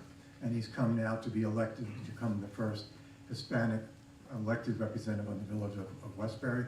He is also, as you know, a trustee. And I'm sorry he's not here, so we can all congratulate him, but let's please give him a round of applause just for his win and all he has overcome. Okay, I see Mr. McGibbon has taken us up on our offer to ask questions. Chester McGibbon, 502 Alicia Drive. Mr. President, could you just give us an idea of what is the current fund balance? And did we have to dip into this reserve at any time over the past year or so? We don't have the fund balance here. Approximation is fine. But I don't have that number, but I can tell you we did not dip into the fund balance. Okay. And just one other question. On the by literacy program? Seal by literacy. Right. Is it funded by the state or federal? Do we get grants to aid that? We actually support that through our general funds. And it's sealed by literacy. Mm-hmm. Because the reason why I asked that, I was wondering if it would be jeopardized, since it was stated that the recognized language of this country is English. And I was wondering if that would be cut from funding. So you're telling me that the money comes from where? General funds. Which means that the money is, the general fund is composed of a number of different components, including state aid, federal aid, and money from taxpayers. So that is one of the concerns of the school board, is not just that program, but a variety of programs that are funded either through state aid or federal aid, and which is why we're taking our time with completing the budget and developing and determining what the tax rate ought to be. And also in looking at ways that we could replace that funding or some funding should we experience cuts in our aid from the federal government in particular. Thank you. Are there any other questions? In regard to the budget, there'll be another round to ask questions in regard to anything affecting the school district. My name is Ray Ferguson, resident of 532 Rutland Street, Westbury. In the budget, I looked at the fence in Powell's Lane. There was like 800 volt of current dropped down on the fence. I saw it. I contacted Mike Hardy and he called Brian about it. And those fence lines is terrible. I think those things should put into the budget. And when I look at Park Avenue School, the whole parking lot is falling apart, all sinking.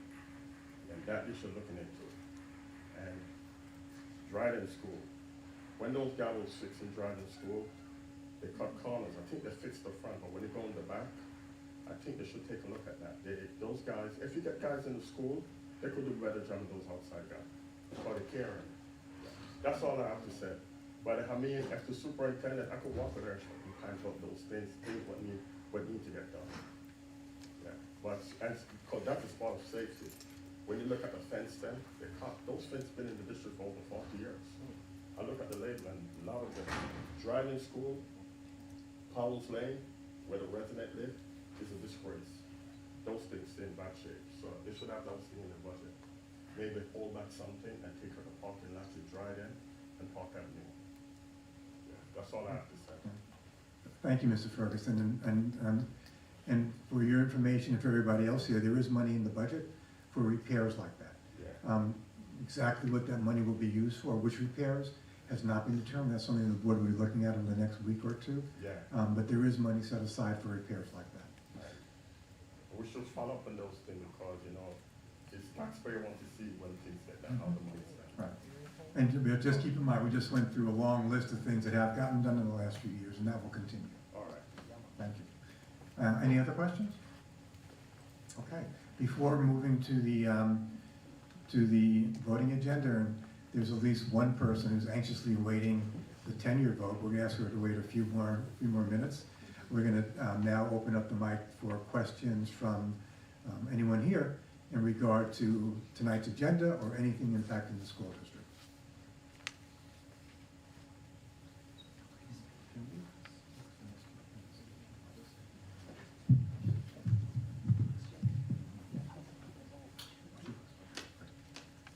Chester McGibbon, 502 Alicia Drive. Mr. President, agenda item 8C. It's about the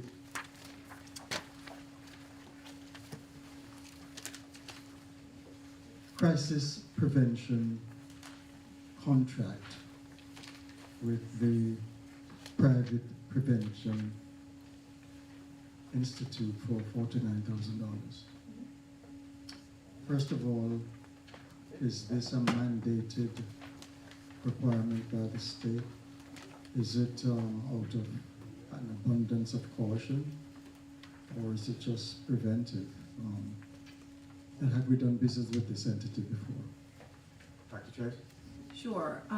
You know what, Ms. Barnett, I think you could answer that question for Mr. McGibbons, and thank you for your question, sir. Absolutely.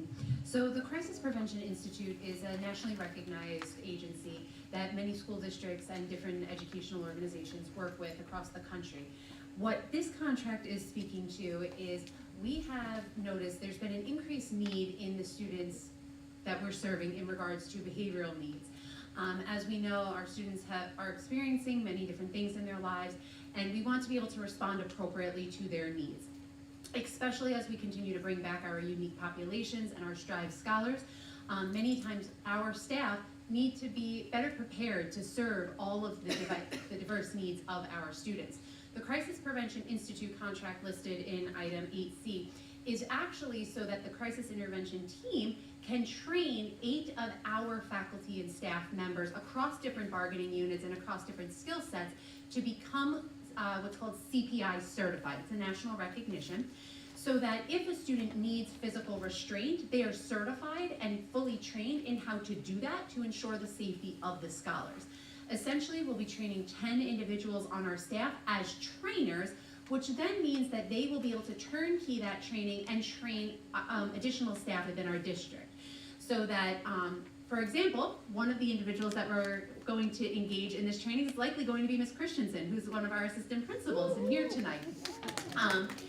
I point this out because over at Park, we mentioned that they house the Strive program. So it's essential that an administrator at Park has this training so that they can then turnkey the training and ensure that everyone on staff who's interacting with our scholars is appropriately trained in ways to safely restrain scholars in the instance that they do require that for their IEP or to ensure their safety. I don't believe that we have done business prior. I know that we just went through the new vendor process with CPI, but as I said, it is a nationally accredited program and it's used all across the country, and I absolutely can look into other school districts who have in fact done this. Mr. Mack is he's our new director of special education. He is absolutely confident that this is what our students need and what our faculty and staff need to move forward and ensure the safety of all students in the district. So there was no RFP? No. Oh, an RFP, a request for proposals. Correct. So with this particular program, I believe that they are the only ones who offer the national accreditation, but I can and will look into that and get back to you.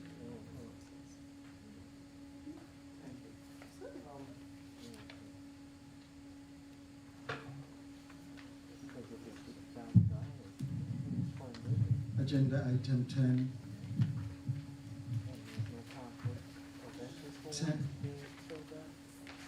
10A.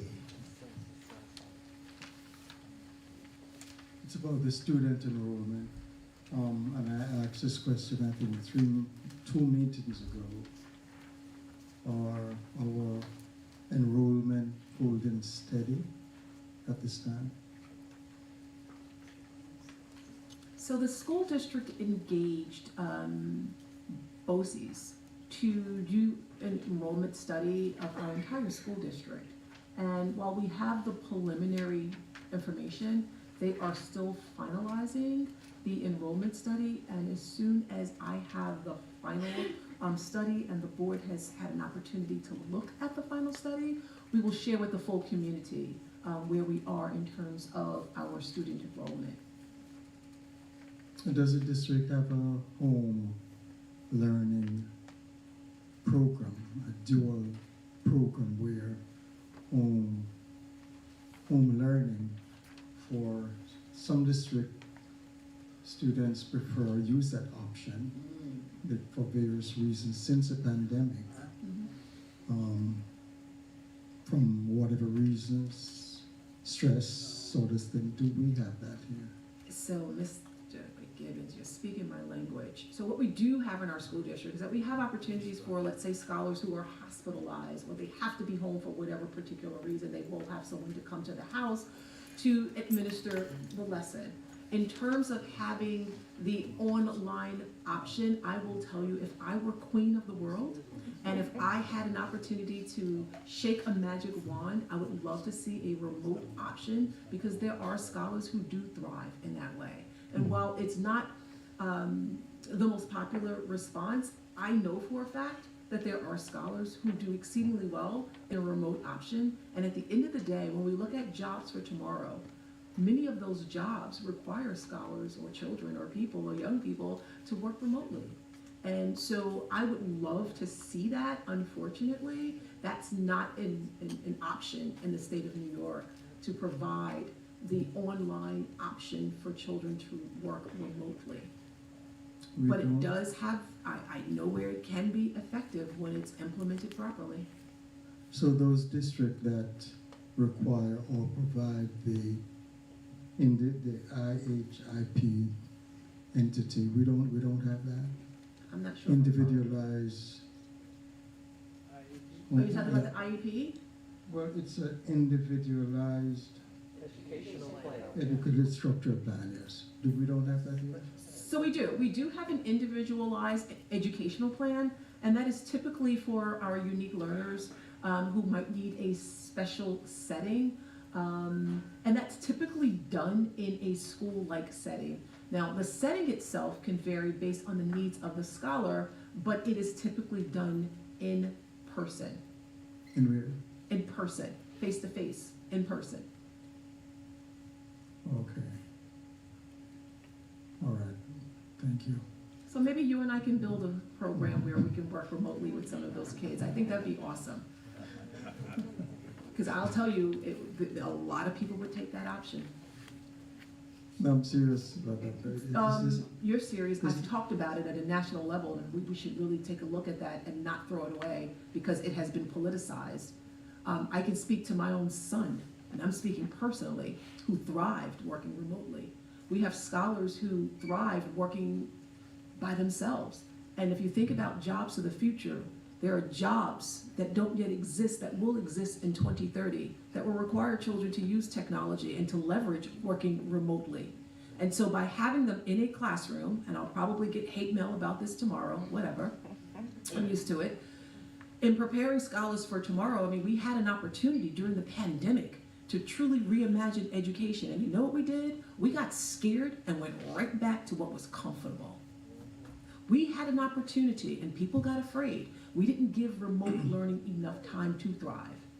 There are many companies that are thriving because their employees are working remotely.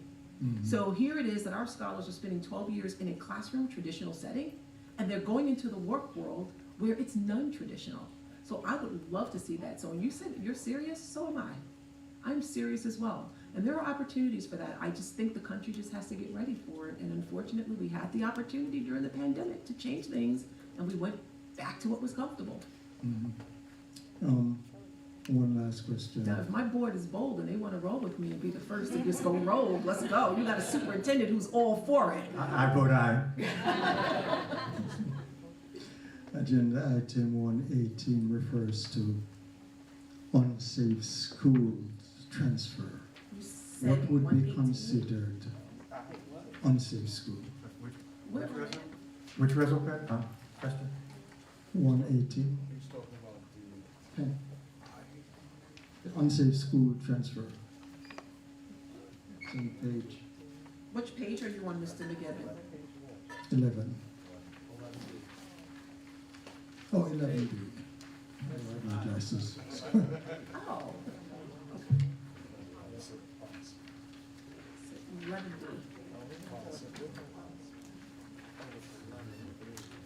I believe it's-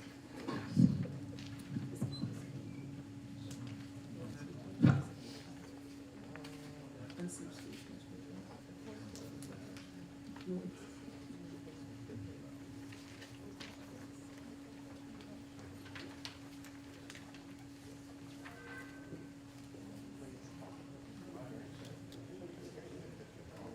Unsafe schools. Yeah, so, I'm sorry, what is your question about that? It is what would be considered unsafe schools and as defined by whom? So it provides for a student, let's say, who's going to Park Avenue School, being able to transfer to Drexel Avenue School. If there's something going on at Park that could be unsafe for him. And that could be for a variety of reasons. But this just allows for that to happen, because you know that the district has guidelines for who goes to what school based on where they live. This allows them to be transferred, to be moved to a different school because of something that might be considered to be unsafe. Within the district, not out of the Yeah, district. within the district, correct. Yeah, but it also it provides that, that if a child is having a problem, that they have to be within the district. We're not granting permission for them to be placed in a private setting outside the district unless they have some type of special needs or something like that, but not for safety. They have to be within the district. Okay, thank you. Thanks for that. And definitely last, there's something about a night market. 131. What is that about? And who operates this? Is it privately? The money's from that? 13. Yes.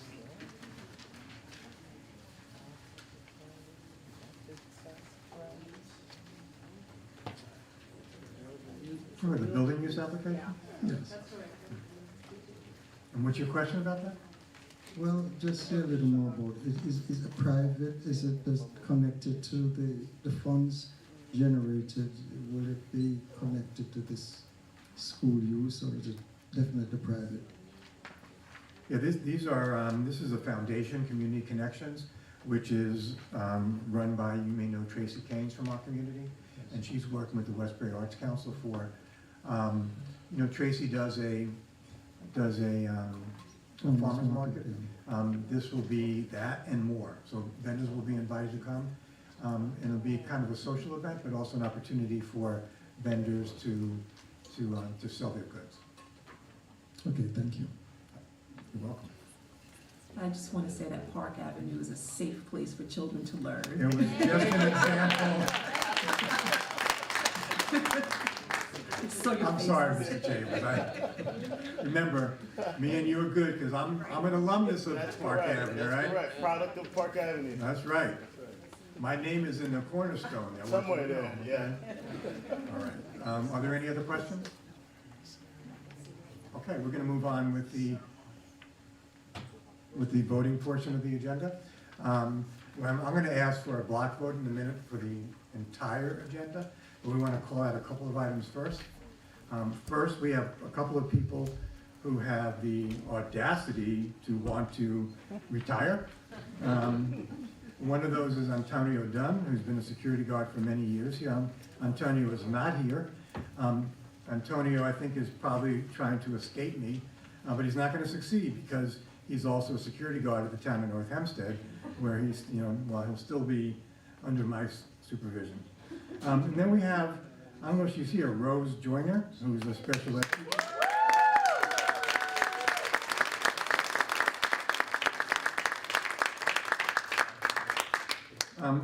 Ms. Joyner, would you mind just standing up for a second? I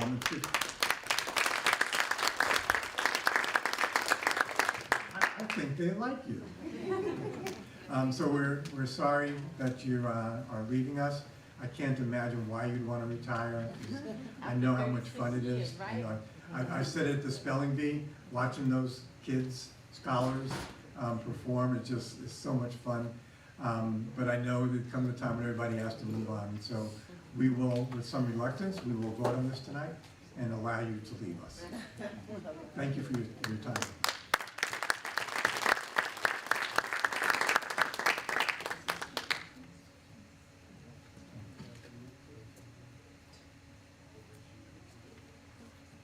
Okay. So then we have, I think Mr. Chambers just wants to share.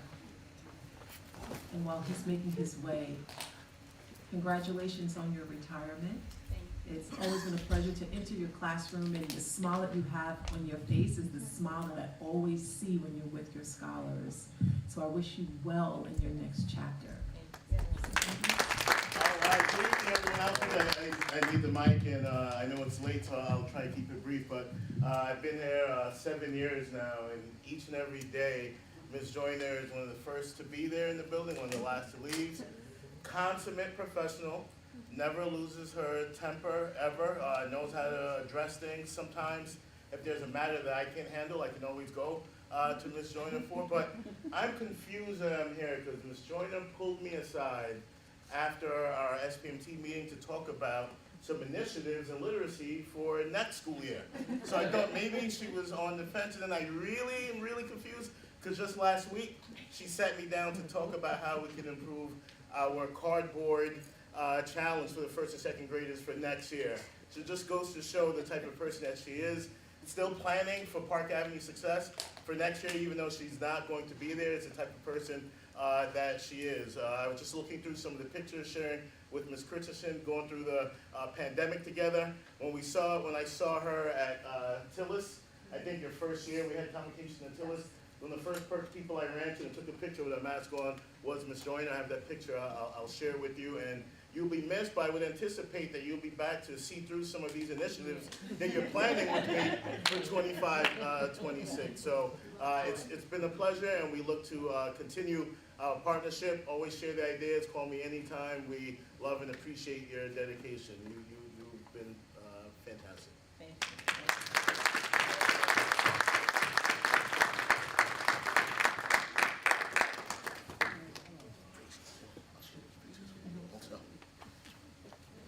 and then we have a couple of people who are not at the end of their careers, and not quite at the beginning, but just a few years along the way. And they will be voted on for tenure this evening. One of them is Michael Giordano, who's a teaching assistant at Park Avenue School. I don't think Michael is here. Okay. And I am so sorry. I have a way with mispronouncing names. I'm really very good at it, mispronouncing names, that is, and I'm not even going to try your name. I was told that Ms. Ganga is here, because that I can say, but your name has many more syllables than that, so excuse me. Can we, what Miss, okay, Ms. Ganga, thank you. Thank you for that, you're very kind, because we haven't voted yet, and I might hinge on that. So. And I'm sorry, Mr. Ganga, now you have that same name, it's not even right, but she's here with her husband and her daughter, who looks like her sister. So congratulations to you.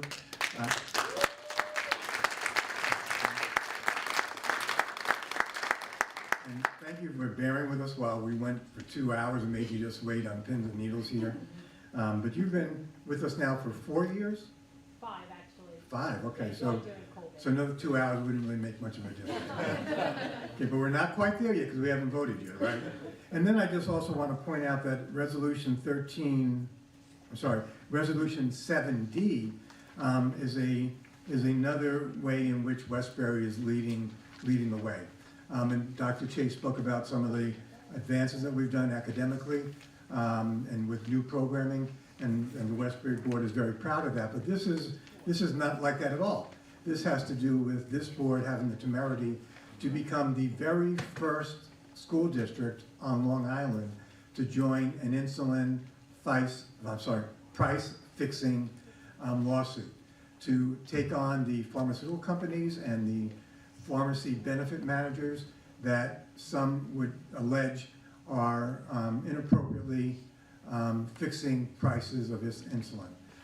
The Westbury School Board will become, like as I said, the first district on Long Island to join that lawsuit.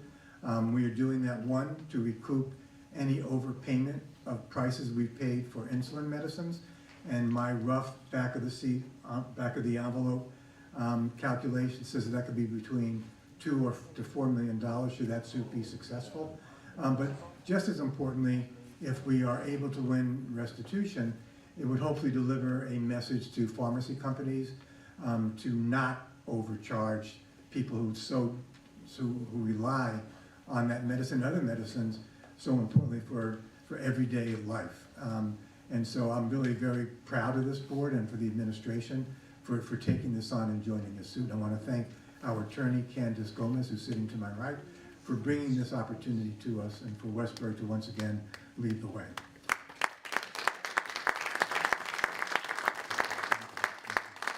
Before we actually take the vote, I want to ask Ms. Jagan, the middle school principal, to come up and say a few words about Ms. Ganga, whose name is not Ganga, but the best I can do. Thank you. Ms. Jagan?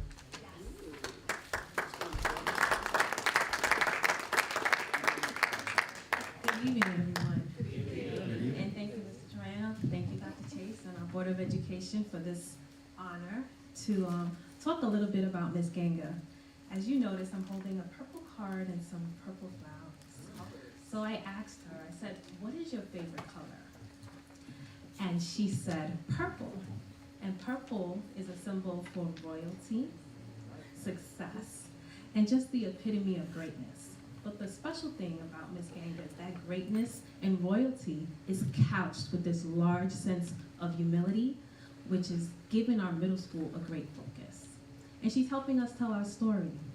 So at the middle school, you know, the history of the middle school is grounded in a lot of love, a family feel, perseverance, and she's instrumental in keeping that top of mind for us. And currently, as the principal of the middle school, a very happy principal of the middle school, currently she's making the vision come alive. And you know, when she's monitoring academically with the teachers in the classroom, and she's helping us build our future.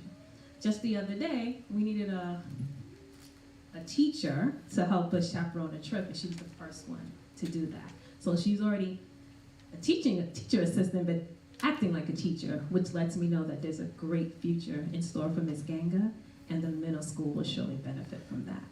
So I want to thank you for everything that you do for our scholars. I see what you're doing. I see that beautiful partnership that you have with Ms. Rue, and I appreciate it very, very much.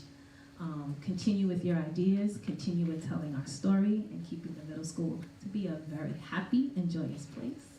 And I hope you love your purple. Thank you.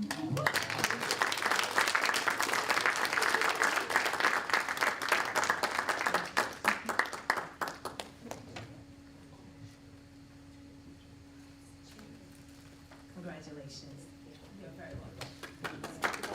And by the way, her picture is on our digital sign. She's our educator of the week, coincidentally.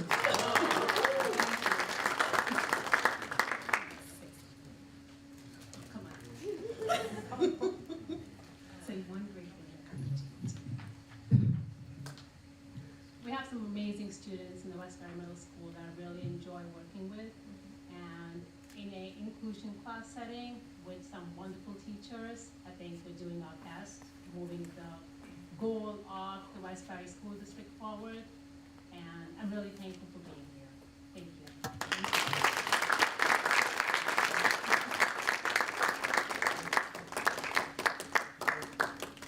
No, Mrs. Not Ganga? Can you please come back to the mic just for a second, all right? I don't wanna lengthen out your embarrassment too much more, but everybody deserves to have their name said properly. And since I can't do it, can you please do that for us? Say it properly for us. Well, my first name is Ganga, Ah, and my last name is really long. It's Udgyawara Shrikant. I also have another name that's not even part of, it doesn't even fit in, Viswanath. So, yeah, so I go by my first name, it's Ganga.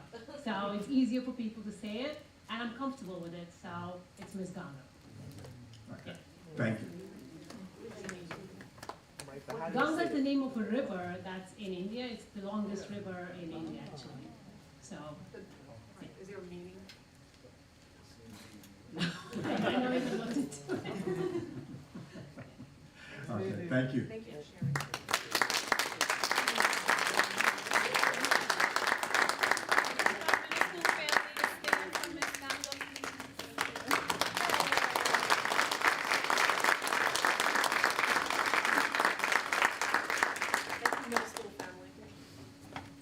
Okay, may I now have it's about to be official.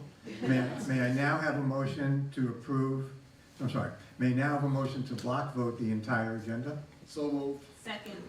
It's moved by Vice President Ewing, seconded by Trustee Wilson. Ayes. Trustee Wilson? I'm sorry. I didn't hear the rattle, so I thought I really didn't know it. Okay, Ms. Bowling, my apologies. Ayes. Trustee Bowling? Aye. Trustee Dickerson? Aye. Trustee Wilson? Aye. Trustee Keynes? Aye. Vice President Ewing? Aye. And I, Robert Troiano, vote aye. Motion carries unanimously. We are now about to vote the entertainment. May I now have a motion? We're not there yet. Wait a minute. That was just to approve them voting on them all at one time. Now, may I have a motion to approve the items previously approved for a block vote? So moved. Okay, that one was moved by Trustee Wilson, right? Just say yes. Thank you. And second, Trustee Bowling, thank you. It's been moved and seconded. Ayes. Trustee Bowling? Aye. Trustee Dickerson? Aye. Trustee Wilson? Aye. Trustee Keynes? Aye. Vice President Ewing? Aye. And I, Robert Troiano, vote aye. Motion carries unanimously. Ms. Joyner, you may now retire. Ms. Naganga, you are senior. Congratulations to both of you. Okay, may I now have a motion to go in executive session to continue discussions started earlier in regard to personnel and finances. So moved. Been moved by Vice President Ewing. Do we have a second? Second. Seconded by Trustee Bowling. I want to note that we will be in executive session to no longer than 11 o'clock, and there will be no votes coming out of executive session other than to come out of executive session and to adjourn for the evening. It's been moved and seconded. Ayes. Trustee Bowling? Aye. Trustee Dickerson? Aye. Trustee Wilson? Aye. Trustee Keynes? Aye. Vice President Ewing? Aye. And I, Robert Troiano, vote aye. Motion carries. Thank you all. Have a good night.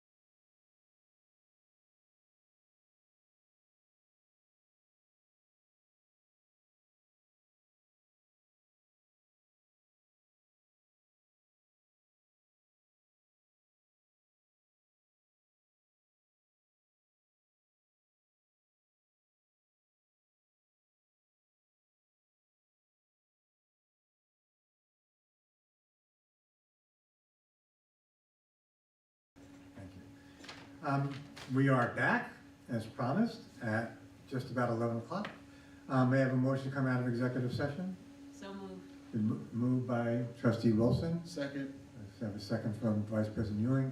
Been moved and seconded. Before we take the vote, I just want to note that both trustees, actually, three of our trustees, actually trustee Quintanilla left before we went into executive session, and then trustee Keynes also left before we went into executive session, and then trustee Bowling left during executive session. The motion to come out of exec has been, to join exec has been moved and seconded. Ayes, trustee Wilson. Aye. Trustee Dickerson. Aye. Vice President Ewing. Aye. And I, Robert Triano, vote aye. Motion carries unanimously. Motion to adjourn for the evening. So moved. Been moved by trustee Wilson, seconded by Second. trustee Dickerson. No. Vice President Ewing.